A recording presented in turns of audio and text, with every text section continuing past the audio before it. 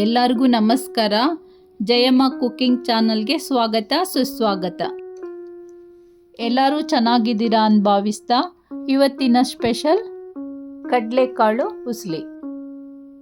ಬೇಕಾಗಿರುವ ಸಾಮಗ್ರಿಗಳು: ಕಡಲೆಕಾಳು, ತೆಂಗಿನಕಾಯಿ ತುರಿ, ಸಾಸಿವೆ, ಜೀರಿಗೆ, ಒಣಮೆಣಸಿನಕಾಯಿ, ಕರಿಬೇವು, ಅರಿಶಿನ ಪುಡಿ, ಉಪ್ಪು, ಕೊತ್ತಂಬರಿ ಸೊಪ್ಪು, ಒಗ್ಗರಣೆಗೆ ಎಣ್ಣೆ. ನಿಂಬೆ ಹಣ್ಣು. ಮಾಡುವ ವಿಧಾನ: ಮೊದಲಿಗೆ ಕಡಲೆಕಾಳನ್ನು ನೆನೆಸಿಟ್ಕೊಬೇಕು. ನೀವು ಬೆಳಿಗ್ಗೆ ಕಡಲೆಕಾಳು ಹುಸ್ಲಿ ಮಾಡೋದಾದರೆ ನೈಟ್ ನೆನೆಸ್ಬೇಕು. ಸಂಜೆ ಟೈಮಲ್ಲಿ ಮಾಡೋದಾದರೆ ಬೆಳಿಗ್ಗೆನೇ ನೆನೆಸಿಟ್ಕೊಬೇಕು.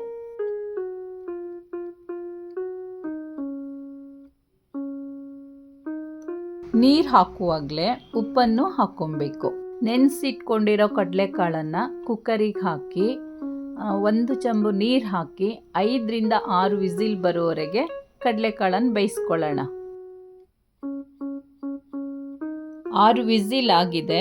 ಕಡಲೆಕಾಳು ಸಹ ಚೆನ್ನಾಗಿ ಬೆಂದಿದೆ. ಇವತ್ತು ಕಡಲೆಕಾಳು ಉಸ್ಲಿನೇ ಯಾಕೆ ಮಾಡ್ತಾ ಇದ್ದೀನಿ ಅಂದರೆ, ಗಣಪತಿಗೆ ಬಲು ಪ್ರಿಯವಾದ ಪ್ರಸಾದ ಅಂದರೆ ಕಡಲೆಕಾಳು ಉಸ್ಲಿ. ಹಾಗಾಗಿ ಈಗ ರಸನ ಸಪ್ರೇಟಾಗಿ ಸೋಸ್ಕೊಳ್ಳೋಣ. ರಸನ ವೇಸ್ಟ್ ಮಾಡಬಾರ್ದು. ಇದೇ ರಸಕ್ಕೆ ಹುಣಸೆಹಣ್ಣು, ಟೊಮೊಟೊ, ಒಣಮೆಣಸಿನ್ಕಾಯಿ ಎಲ್ಲ ಹಾಕಿ ಒಗ್ಗರಣೆ ಮಾಡಿದ್ರೆ ಒಳ್ಳೆ ಟೇಸ್ಟ್ ಆದ ರಸಮ್ ಆಗುತ್ತೆ. ಕಾಳಿಗೆ ಒಗ್ಗರಣೆ ಮಾಡ್ಕೊಳ್ಳೋಣ. ಪಾತ್ರೆ ಕಾಯಕ್ಕಿಟ್ಕೊಂಡು ಎಣ್ಣೆ ಹಾಕ್ಕೊಳ್ಳೋಣ. ಎಣ್ಣೆ ಕಾಯ್ದ ತಕ್ಷಣ ಸಾಸಿವೆ ಹಾಕಿ ಸಾಸಿವೆ ಸಿಡ್ಸೋಣ. ಈಗ ಜೀರಿಗೆ ಹಾಕಿ ಒಣಮೆಣಸಿನ್ಕಾಯಿ ಹಾಕೋಣ. ಮೆಣಸಿನ್ಕಾಯಿ ಸ್ವಲ್ಪ ಫ್ರೈ ಆದ ತಕ್ಷಣ ಕರಿಬೇವು ಹಾಕೋಣ.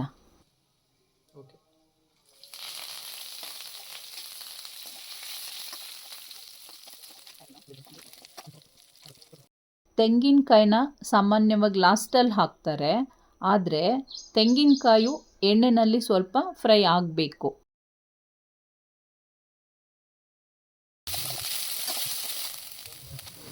ಈಗ ಅರಿಶಿನ ಹಾಕಿ ಮಿಕ್ಸ್ ಮಾಡೋಣ.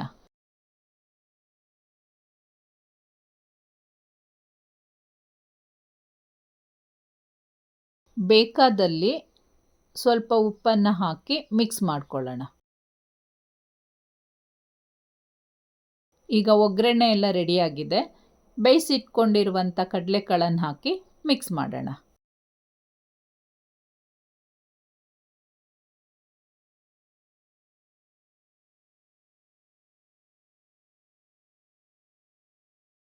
ಕೊನೆಯಲ್ಲಿ ಕೊತ್ತಂಬರಿ ಸೊಪ್ಪು ಹಾಕಿ ಇಳಿಸೋಣ. ಕೊನೆಯಲ್ಲಿ 1 ನಿಂಬೆ ಹಣ್ಣಿನ ರಸ ಹಾಕಿ ತಿರುಗಿಸ್ಕೊಡೋಣ. ಕಡಲೆಕಾಳು ಉಸ್ಲಿ ರೆಡಿಯಾಗತ್ತೆ.